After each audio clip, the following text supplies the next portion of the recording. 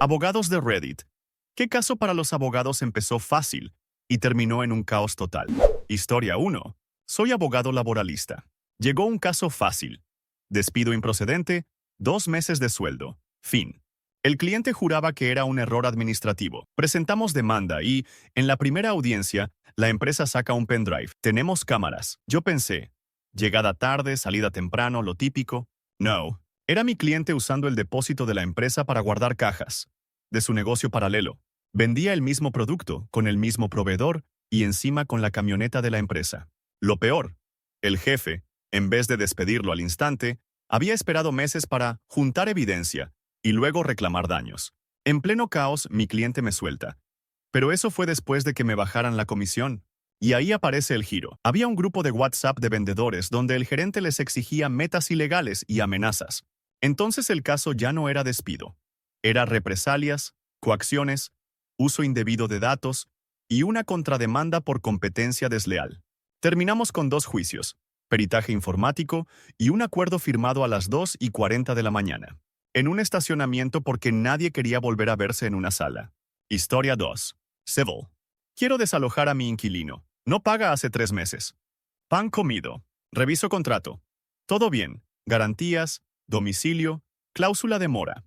Presento el desalojo y el juez pide notificar, pero el domicilio no existe. Literalmente, la calle sí, el número no. Vamos a ver y era un lote baldío. El arrendador se pone pálido. Bueno, es que él me dijo que vivía ahí antes. Busco el inmueble real. Resulta que el inquilino nunca fue inquilino. Era el primo del arrendador, metido temporalmente, sin contrato firmado, pagando en efectivo, sin recibos. Y en el departamento había otra familia con niños, que sí pagaba, pero a una tercera persona. Al intentar ordenar la madeja, aparece una escritura falsa. Alguien había vendido el departamento 2 veces. El arrendador no era propietario, era copropietario de una sucesión no concluida.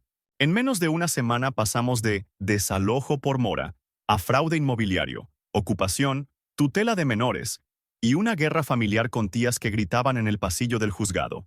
Al final, el único que se fue del departamento fue yo, de vacaciones forzadas por estrés. Historia 3. Penal. Es una denuncia por estafa, abogado. Me vendieron un iPhone y era un jabón. Fácil. Capturas, transferencia, perfil falso, listo. Tomo el caso, preparo la carpeta, y cuando voy a la fiscalía el funcionario me dice, ah, ¿otra vez este? El estafador tenía más de 50 denuncias idénticas. Pensé, perfecto, lo agarran rápido. Error. En la audiencia, la defensa presenta un informe médico. El acusado estaba internado desde hace 4 meses. ¿Cómo estafaba entonces? Con un administrador de cuentas. Seguimos el rastro y el administrador era mi propio cliente.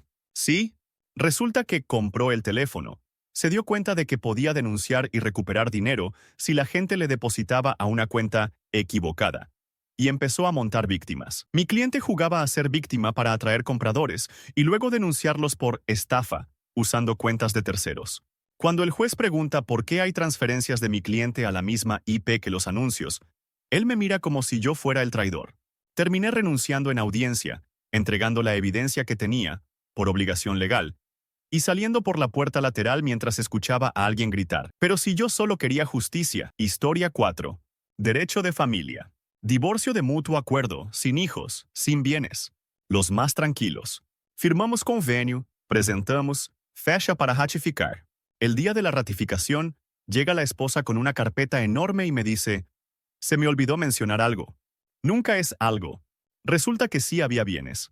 Una casa a nombre de la mamá, un auto a nombre de un amigo y una cuenta para emergencias en otro país. El esposo se ríe y dice, bueno, ya que estamos, también se le olvidó la deuda, y saca pagarés con firmas idénticas a la de ella. En el receso, la jueza llama a seguridad porque la mamá entra gritando que la casa es suya, y detrás aparece un señor diciendo que es el verdadero esposo de la mamá desde 1998. La esposa se desmaya. El esposo confiesa que se casaron por papeles migratorios. Y para rematar, ambos tenían otro matrimonio vigente en distintas jurisdicciones. Lo que iba a ser un trámite de 20 minutos se convirtió en nulidad matrimonial, bigamia, fraude, investigación patrimonial y un expediente que parecía novela. La jueza solo dijo, mutuo acuerdo, Sí, mutuo desastre también. Historia 5. Soy abogado corporativo. Me contrataron para redactar un contrato simple entre dos socios que querían abrir una cafetería. Reunión amable, ideas bonitas, reparto 50-50. Les digo, definamos aportes, roles y salida. Me responden, no hace falta, somos como hermanos. 2 semanas después me llaman. Pequeño problema.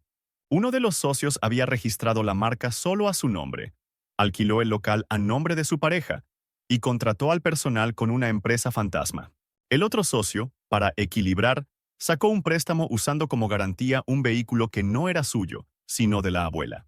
Cuando intento ordenar todo, descubro que la cafetería vendía también productos con alcohol sin permiso y que el proveedor principal era el cuñado, con facturas infladas. En la inspección municipal aparece un extintor vencido y una salida de emergencia bloqueada por sacos de café. Clausura inmediata. El caos final. Ambos socios habían firmado, sin leer, un contrato de franquicia falso que alguien les mandó por correo.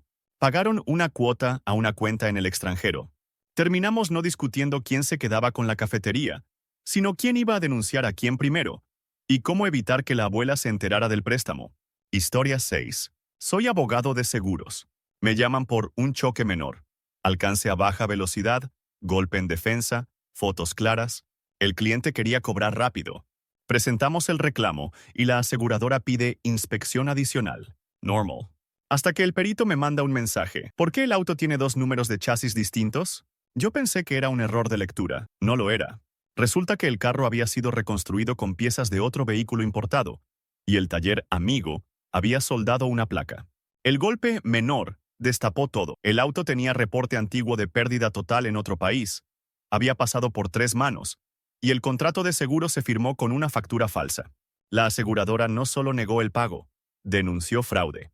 En audiencia, mi cliente insiste, yo no sabía nada, lo compré barato. Y aparece el vendedor, que era su cuñado, y el taller, del primo. Y el perito detecta que el impacto no coincide con la escena de las fotos. Terminé negociando para que el caso no escalara a penal, a cambio de entregar el vehículo y pagar una multa administrativa. El choque fácil se volvió una red familiar de mentiras soldadas con MIG. Historia 7. Caso de herencia sencillo. Una señora mayor fallece, deja testamento. Todo para mis 2 hijos por partes iguales. Solo había un departamento y una cuenta bancaria. Me contratan para tramitar la sucesión sin pelea. Spoiler. Había pelea. El primer día, el banco congela la cuenta y dice, hay un beneficiario designado. ¿Beneficiario? Sí, un amigo reciente. Los hijos explotan. Pedimos estados de cuenta y vemos transferencias pequeñas, constantes, como goteo. Luego aparece una escritura de donación del departamento, firmada 2 semanas antes de la muerte. El notario jura que la señora estaba perfectamente lúcida, pero el médico tratante entrega historia clínica, demencia avanzada. Y, para rematar, el amigo no era amigo. Era cuidador contratado por una agencia que nadie puede localizar. Cuando citamos a la agencia, llega un hombre distinto diciendo que él es el verdadero cuidador y que ese amigo solo cubría turnos. La firma del testamento era auténtica, pero la firma en la donación tenía trazos temblorosos. Terminamos con peritaje grafológico, denuncia por abuso de confianza y una guerra de medidas cautelares. Lo fácil se convirtió en perseguir fantasmas con recibos en efectivo y nombres incompletos. Historia 8. Soy abogada de inmigración. Cliente. Renovar permiso, todo en regla. Me trae carpeta impecable, cartas de trabajo, comprobantes, incluso fotos familiares por si acaso. Presentamos y a la semana llega un requerimiento. Aporte evidencia de convivencia real. Eso me desconcierta. Era renovación por empleo, no por matrimonio. Reviso el expediente y descubro que, años atrás, alguien metió una solicitud distinta a su nombre, visa por matrimonio, con una persona que él no conocía. El sistema lo marcó como posible fraude. El cliente se queda helado y dice, yo pagué a un gestor. Ese gestor le había usado los datos para armar paquetes a otros. Pedimos acceso a los formularios antiguos. Hay firmas que no son suyas, direcciones donde nunca vivió y, lo más absurdo, una foto de boda recortada donde su cara está pegada encima de otro tipo. Literal. La renovación fácil se transformó en audiencia, declaración jurada, peritaje de firmas y denuncia contra el gestor. Y el caos final fue cuando el supuesto cónyuge aparece y dice, yo también fui víctima, pero ahora necesito que él confirme que sí estuvimos casados para mi caso. Dos víctimas obligadas a desmentirse mutuamente. Al final, logramos salvar su estatus por la vía laboral, pero la confianza del cliente quedó deportada. Historia 9. Soy abogado mercantil. Dos amigos abren una tienda online. Solo queremos términos y condiciones y un contrato con el proveedor. Bien. Les pregunto qué venden. Suplementos. Ajá. Les pido registros sanitarios. Estamos en eso. Mala frase. A las 2 semanas me llaman desesperados. Nos llegó una notificación de salud pública. El proveedor les había vendido vitaminas que en realidad contenían sustancias prohibidas. Ya habían enviado cientos de pedidos. Y para hacerlo peor, uno de los socios había pagado anuncios prometiendo curar ansiedad y bajar 10 kilos en una semana. Intento frenar daños. Retiro de producto, comunicado, reembolso. Pero el proveedor desaparece. Revisamos pagos. Le depositaron a una cuenta a nombre de una fundación. Y el dominio de la web está a nombre del ex de uno de ellos, porque era más fácil. Cuando llega la inspección, encuentran etiquetas impresas en casa, sin lote ni fecha real, y clientes amenazando con demanda colectiva. Lo que era un documento estándar acabó en crisis de reputación, decomiso, auditoría fiscal y un acuerdo donde la única ganancia fue aprender que suplemento sin papeles significa problema con esteroides. Historia 10. Defensa penal. Caso claro. Un chico detenido por robo en supermercado. Video. Guardia. Mercancía en mochila. Mi cliente dice, fue un error, me confundí. Yo pensaba negociar salida alterna y listo. En la audiencia, el fiscal muestra el video. Y no es mi cliente. Es alguien muy parecido. Misma sudadera, misma gorra. La policía detuvo al primero que vio, igual. Bien, pensé, se cae el caso. Pero entonces el guardia dice, el de la cámara es ese, y el que detuvimos era el cómplice. ¿Cómplice de qué si no hay segundo en el video? Pedimos el video completo. El súper entrega un archivo editado con saltos raros. Solicito peritaje y aparece lo peor. El guardia había borrado minutos donde se ve que mi cliente estaba pagando en caja. ¿Por qué? Porque el verdadero ladrón era el sobrino del gerente y querían un chivo expiatorio para cerrar el reporte. Cuando confrontamos, el gerente ofrece arreglo si retiramos queja, y ahí el caso explota. Encubrimiento, alteración de evidencia, detención ilegal y demanda civil. Lo que iba a ser una salida rápida terminó con el supermercado pidiéndome mediación y yo guardando copias del video como si fueran oro. Historia once. Soy abogada de derecho digital. Me llega un caso fácil. Difamación en redes. Una clienta quería bajar un post de Facebook donde la llamaban estafadora. Solo pedía carta notarial y listo. Pido el link. Y el post tenía miles de compartidos, capturas en TikTok, hilos en X y hasta un video narrado por un youtuber. Investigando, descubro que el origen era una reseña de una tienda online. Mi clienta vendía joyería artesanal, pero el proveedor real estaba en otro país y enviaba bisutería barata. Aún así, la difamación era exagerada. Acusaciones de robo, amenazas, doxing con su dirección. Mandamos solicitudes de baja por datos personales y empezamos a rastrear al autor. La IP apuntaba a una cafetería. Pedimos cámaras del local y aparece una ex empleada, pero usando la laptop de un policía fuera de servicio. ¿Cómo? Era su pareja. De pronto el caso ya no era post-ofensivo. Era acceso indebido a bases de datos, filtración de información y abuso de autoridad. En la audiencia, el policía dijo que solo quería ayudarla a recuperar su dinero. Mi clienta se quebró y confesó que sí había cancelado reembolsos para no quebrar. Terminamos con un acuerdo raro. Ella reembolsó masivamente, la ex empleada retiró parte del contenido, y yo tuve que solicitar medidas de protección porque empezaron a llegar pizzas a su casa de broma todos los viernes. Historia 12. Soy abogado de tránsito. Caso de manual. Multa por alcoholemia. El cliente insiste que el aparato falló. Me traiga el ticket, acta, todo. Presento impugnación y pido cadena de custodia del alcoholímetro.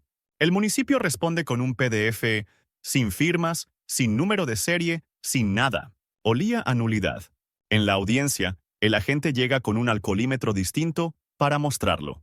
Le pregunto el número de serie y se queda callado. Insisto, ¿es el mismo del día? Dice que sí. Le muestro la foto del acta. El número no coincide. Ahí se desarma todo.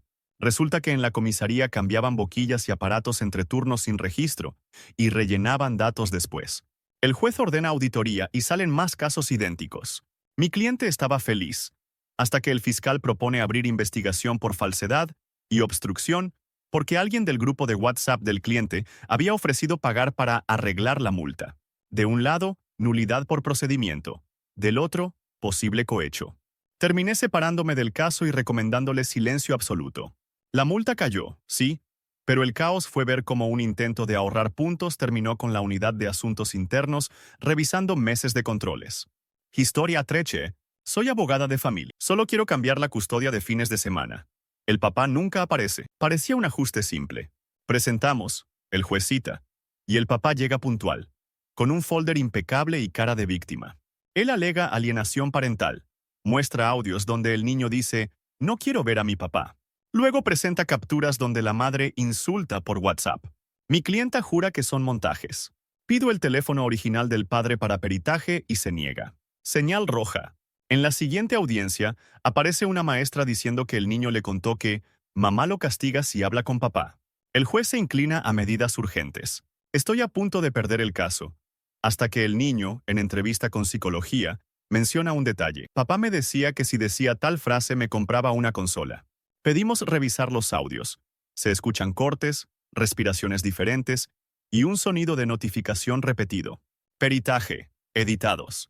Y la bomba final. El papá tenía una orden previa por violencia en otra ciudad, omitida en su carpeta perfecta.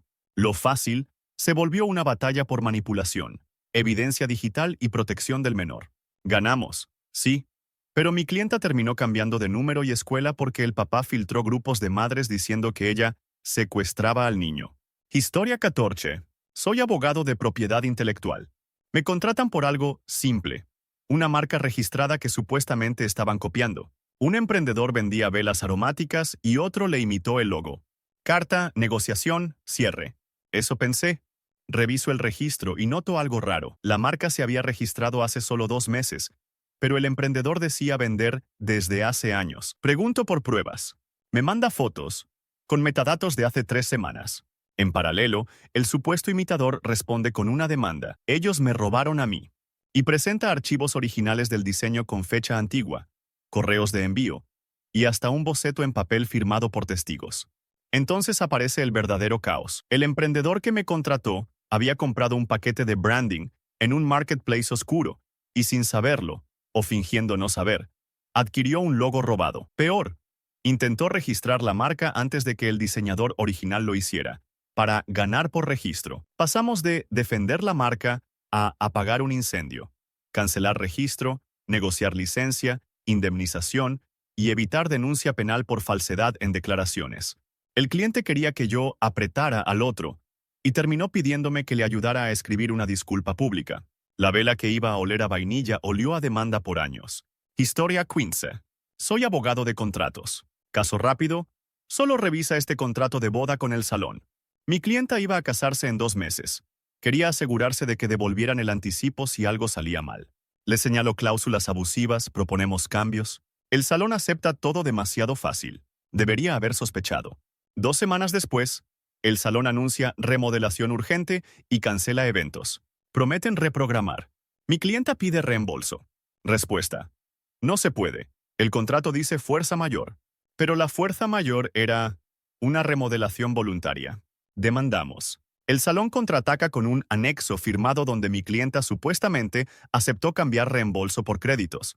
Ella jura que no firmó eso. Pedimos el original. Es una firma escaneada pegada encima, sin presión ni trazo real. Y el giro final. El salón ya estaba embargado por deudas. El dueño estaba vendiendo fechas duplicadas para conseguir efectivo, y la remodelación era excusa para desaparecer. Había 10 parejas más igual. Lo que comenzó con un contrato de fiesta terminó como acción colectiva informal, grupo de novias, pruebas compartidas, denuncias por fraude, y una audiencia donde el dueño llegó con el mismo traje, pero con otro nombre en su identificación. Al final recuperamos parte del dinero, pero mi clienta cambió de boda grande a ceremonia íntima diciendo, prefiero un matrimonio real a un contrato falso. Historia 16. Soy abogado administrativo. Cliente. Me clausuraron el local por una tontería. Solo necesito que lo reabran. Era una barbería, según él, con todo en regla. Pido el acta. Clausura por actividad distinta a la autorizada. ¿Distinta? Cortar cabello no suele mutar. Vamos al local y veo un letrero chiquito detrás del espejo. Microblading y relleno. Le pregunto si están inyectando algo. Me dice que no, que solo es estético. Entra la inspectora con fotos, agujas, anestesia tópica y una lista de citas en Instagram con precios. Ahí el asunto cambia de multa a posible ejercicio ilegal de medicina y riesgo sanitario. Intento negociar reapertura parcial para la barbería. El municipio acepta hasta que llega una denuncia. Una clienta con infección y pruebas de chat donde el dueño le dijo, es normal que supure. Se arma investigación. Piden historial de proveedores y facturas. Las facturas estaban a nombre de una academia inexistente. El caos final fue cuando el dueño me confiesa que quien hacía el microblading era su novia, menor de edad. Y el local, además, estaba a nombre de su mamá para que no lo rastreen por deudas. De un trámite administrativo pasamos a fiscalía, protección de menores y clausura definitiva. El cliente todavía me decía, pero abogado, si todo el mundo lo hace. Historia 17. Soy abogada penal. Caso rápido, denuncia por amenazas. Un vecino le escribió a mi clienta, te voy a quemar el carro, por un problema de estacionamiento. Captura de pantalla, número visible. Presento denuncia y pido medidas. Cuando citan al vecino, él llega con su propio abogado y dice, ese número no es mío. La compañía telefónica confirma, el chip estaba a nombre de mi clienta. Ella casi se desmaya. Me robaron el teléfono hace meses, jura. Rastrean el IMEI y aparece en un local de reparación de celulares. Pedimos cámaras. Se ve a un adolescente usando el teléfono. El adolescente es el hijo del vecino. Ok, caso resuelto, pensé, hasta que revisan chats completos y encuentran mensajes de mi clienta en otro hilo diciendo, si no se mudan, les armo una denuncia. El vecino contraataca. Acoso, falsedad y denuncia maliciosa. Se revisan cámaras del edificio y se descubre que mi clienta pinchaba llantas, pero a otro coche. Y el caos total. El coche pinchado era de un juez que vivía ahí y que, casualmente, terminó viendo una parte del expediente. Terminamos pidiendo recusación, mediación forzada y un acuerdo donde ambos se comprometen a no hablarse jamás. Yo aprendí que amenaza por WhatsApp puede terminar siendo una novela de comunidad, con adolescentes, chips prepago y una llanta como prueba estrella. Historia 18. Soy abogado de consumo. Quiero reclamar por una heladera nueva que vino fallada. Fácil. Garantía, cambio, carta a la tienda. Pero el cliente me manda un video donde la heladera explota en chispas al enchufarla. Eso ya no es falla, es peligro. Exijo retiro inmediato y peritaje. La tienda responde. El cliente la manipuló. El fabricante dice, instalación incorrecta. Mi cliente insiste, solo la enchufé. Pido fotos del enchufe y veo un adaptador múltiple barato, derretido. Le pregunto si usó alargue. Sí, pero es normal. La aseguradora del edificio se mete porque hubo humo en pasillo. Y la administración revela que ese departamento ya tuvo 2 incidentes eléctricos. Revisamos y aparece el verdadero caos. Mi cliente había arreglado el tablero eléctrico con un amigo que sabe, puenteando un disyuntor para que no salte. Entonces, el reclamo por garantía se transforma en responsabilidad por daños al edificio, inspección municipal y riesgo de incendio. Para colmo, la heladera era importada por un distribuidor que cerró la semana anterior, y su razón social se mudó a otra empresa con el mismo dueño. Terminamos con un acuerdo triangular. La tienda devuelve parte, el cliente paga reparación del tablero y el edificio retira una denuncia. Todo por una heladera fácil que terminó siendo una bomba conectada a un cable de feria. Historia 19. Soy abogado de contratos laborales. Empresa pequeña. Caso simple. Redactar un contrato de confidencialidad para un programador nuevo. Me mandan el borrador y noto cláusulas absurdas, tipo, prohibido trabajar en tecnología por 10 años. Les digo que eso no se sostiene. El dueño responde, da igual, así se asustan. Una semana después, el programador renuncia y el dueño entra en pánico. ¡Se robó el código! Presentan demanda y me exigen medidas urgentes. Les pido evidencia. Me muestran un repositorio, sin control de accesos, sin logs, con contraseñas compartidas porque es más rápido. Al pedir peritaje, el programador muestra que el repositorio ya tenía ese código desde antes, porque era open source, y el dueño lo había copiado de GitHub. Y lo peor, El dueño había registrado como propio un módulo que tenía licencia que exige atribución. Ahora el autor original amenaza con demanda por uso comercial indebido. El caos se multiplica cuando aparece un cliente corporativo. Nos entregaron software con licencia incompatible. Vamos a rescindir. La empresa, en vez de aceptar, intenta culpar al programador. Pero el programador tenía correos donde advirtió el problema, y el dueño le dijo: no te preocupes, nadie lee licencias. El caso dejó de ser NDA fácil y se convirtió en un incendio legal, propiedad intelectual, incumplimiento contractual, mala praxis empresarial y un dueño que quería asustar a alguien. Y terminó asustado por abogados de verdad. Historia 20. Soy abogada civil. Caso rápido: recuperar un depósito de alquiler. Mi clienta dejó el departamento impecable, el propietario no devuelve nada, típica discusión. Enviamos carta y él responde con fotos de daños: pared rota, piso levantado, manchas enormes. Mi clienta jura que esas fotos no son del departamento. Pido metadatos y, efectivamente, las fotos fueron tomadas después de la entrega. Pero el propietario insiste: se rompió por humedad que ella causó. Solicitamos inspección judicial. El día de la inspección, el departamento huele a pintura fresca y hay muebles nuevos. Extraño. El vecino del 2B nos dice en pasillo: ¿ustedes también vienen por el depósito? Ya van 3. ¿3? Resulta que el propietario había alquilado el mismo departamento a varias personas con contratos distintos, usando una excusa: es por temporadas. Pero cobraba depósitos completos. Para taparlo cambiaba cerraduras, tomaba fotos de daños y culpaba al último que salía. La inspección destapó otra cosa. El propietario ni siquiera era propietario. Era administrador del edificio y falsificaba firmas de un dueño que vivía en otro país.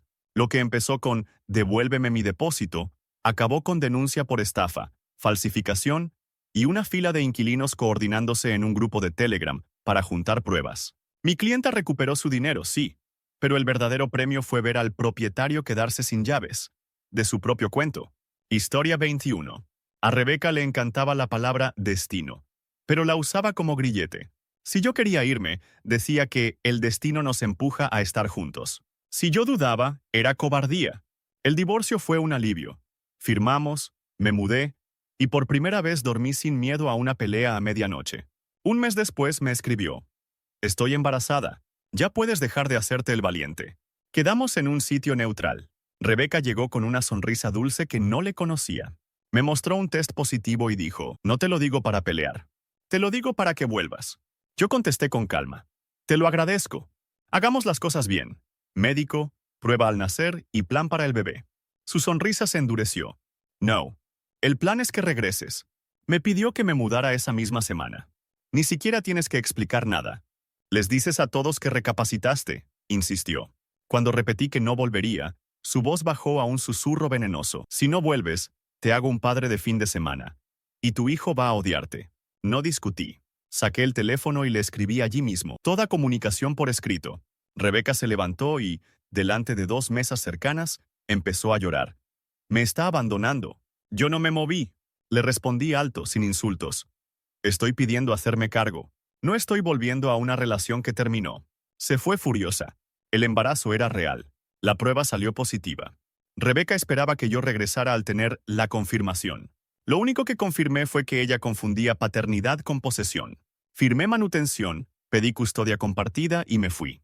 En el pasillo Rebeca gritó: ¿entonces para qué sirvió? Nadie contestó. El silencio fue su derrota. Historia 22. Con Lorena, el problema nunca fue el amor, fue la manipulación. Si yo decía no, ella hacía un drama para convertir mi no en sí. Cuando nos divorciamos me mandó flores con una nota. Te vas a arrepentir. No respondí. A la semana me mandó otra nota. Ya está hecho. Me citó en su casa y, antes de que yo pudiera sentarme, me enseñó una ecografía. Estoy embarazada, dijo, y luego añadió: así que volvemos. ¿Te hago café? Ni un segundo para procesar. Yo le pedí que bajara el ritmo. Lorena se ofendió. ¿Qué hay que procesar? Es tuyo y punto. Le dije que quería prueba y acuerdos. Lorena apretó los labios y sacó el arma que siempre usaba. Su madre. Llamó en altavoz. Mamá, dile lo que piensas de un hombre que abandona a una embarazada. Su madre empezó a gritarme por el teléfono como si yo fuera un criminal. Yo colgué. Lorena se quedó fría y dijo: ok, lo haré fácil. ¿Vuelves o te denuncio por violencia psicológica? Me quedé helado.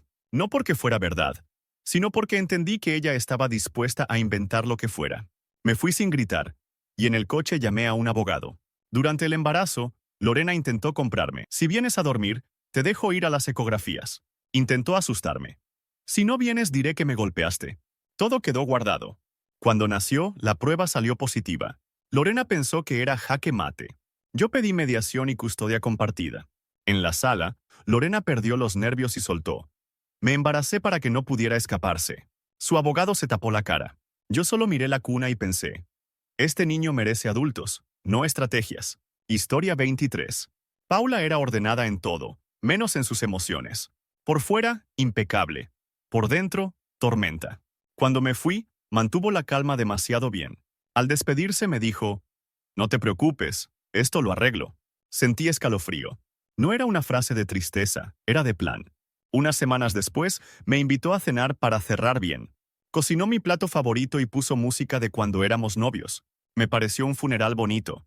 Al final de la cena, me puso una caja frente a mí. Dentro había un test positivo y un par de calcetines diminutos. Sorpresa, dijo. Ahora sí volvemos a empezar. Yo me quedé sin palabras. Luego pregunté lo obvio. Fechas, médico, pruebas. Paula se enfadó. ¿Así reaccionas? ¿Con sospechas? Le respondí, con responsabilidad. Paula se levantó y dijo, no voy a ser madre soltera. No pienso permitirlo. La palabra permitir me retumbó. Cuando le dije que no volvería, Paula cambió a su cara fría. Me mostró un contrato de alquiler que aún estaba a mi nombre. Yo no lo había actualizado. Y dijo, si no vuelves, te arruino con deudas. Y nadie te creerá cuando digas que no querías. Era chantaje con firma.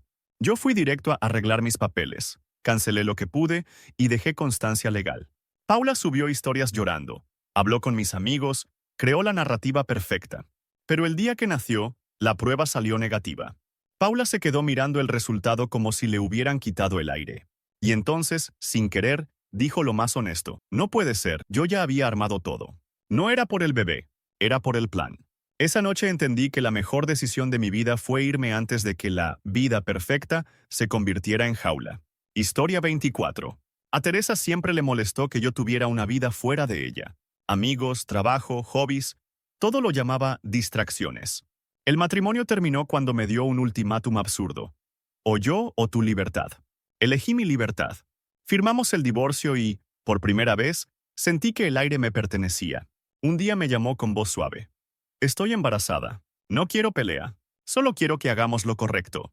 Me tranquilizó el tono, hasta que dijo la frase clave. Y lo correcto es que volvamos. Ahí supe que era el mismo juego con otra máscara. Nos vimos en una plaza. Teresa llegó con una bolsa de ropa de bebé. Mira lo que compré. Te imaginé cargándolo, dijo. Fue como una película diseñada para ablandarme. Yo me mantuve firme. Prueba al nacer, acuerdo legal, y nada de volver como pareja. Teresa se quedó quieta, y luego me soltó. Entonces no lo conocerás.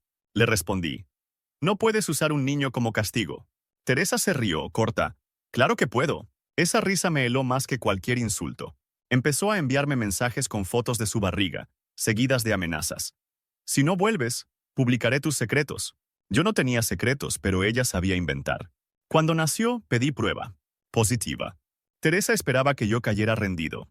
En cambio, presenté solicitud de custodia compartida. En la primera audiencia, Teresa perdió el control y gritó delante del juez. Me embaracé para que volviera. Se hizo un silencio insoportable.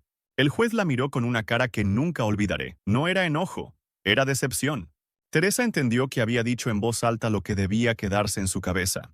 Y yo entendí que mi hijo iba a necesitar un padre firme, porque su madre jugaba con fuego. Historia 25. Con Julieta, el divorcio fue una guerra fría. Sonrisas en público, veneno en privado. Cuando firmamos me dijo, no te preocupes, yo sé cómo hacer que regreses sin rogarte. No le di importancia. Hasta que llegó el mensaje. Estoy embarazada. Hablamos hoy. Quedamos en una notaría, lo cual ya era raro. Julieta se presentó con un vestido elegante y un test de embarazo dentro de una carpeta. Estoy embarazada y quiero que firmemos un acuerdo, dijo. Por un segundo pensé que sería algo sensato. No lo fue. El acuerdo incluía volver a vivir juntos, reconciliación obligatoria, y una cláusula donde yo aceptaba que la separación fue un error causado por mi inmadurez. Le dije que eso era ridículo. Julieta sonrió. No es ridículo. Es protección para el bebé y para mi reputación. Me pidió que lo firmara allí mismo. Cuando me negué, sacó el teléfono y me mostró un mensaje listo para enviar a mi jefe. Acusaciones graves, inventadas. Una firma y lo borro, dijo tranquila. Sentí náuseas, no por miedo sino por asco. Me levanté y dije, hazlo.